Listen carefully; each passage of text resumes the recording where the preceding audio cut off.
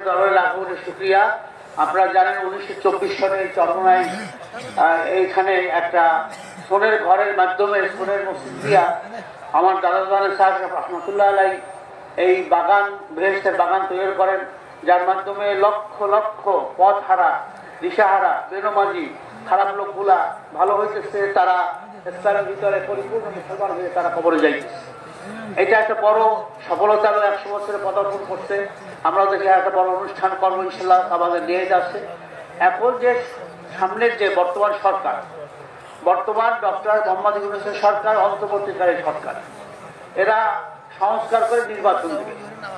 এই ব্যাপারে আমাদের পূর্ববর্তী সমস্ত আলেম ওলামা যারা বক্তারা ছিলেন তারা বলছেন যে আমাদের ঐক্যবদ্ধ হতে হবে।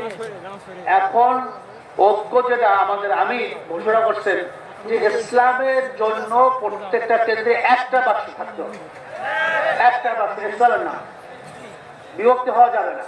কারণ সাধারণ জনগণ আপনাদের কাছে বলে যে হুজুর আমরা একই আছে, আমরা ভোট দেবো না, কিন্তু আমরা আপনাকে ভোট দেবো না, সবাই এই কথা বলে।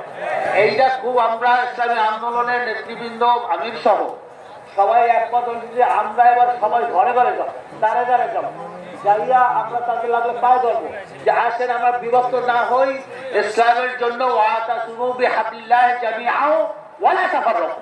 আমাদের এক হতেই হবে আল্লাহর জন্য, আল্লাহকে সন্তুষ্টি অর্জন করার জন্য।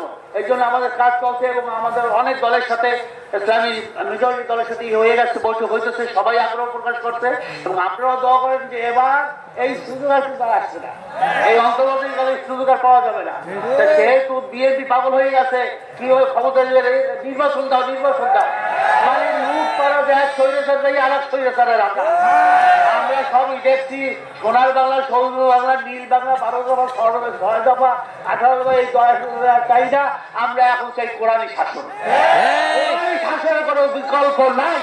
এই জন্য এই বাহাদুর থেকে যে আপনাদের একটাই কথা, ঘরে ঘরে, পাড়ায় পাড়ায়, মহল্লায় মহল্লায়, গ্রামে গ্রামে এবং থানা জেলায় উপজেলায় সব জায়গায় একটাই আওয়াজ থাকবে, আগামী নির্বাচনে হাত পাখা ভোট দিয়া আমরা ইসলামী আন্দোলনকে সরকার গঠন করার সুযোগ দেবো ইনশাআল্লাহ।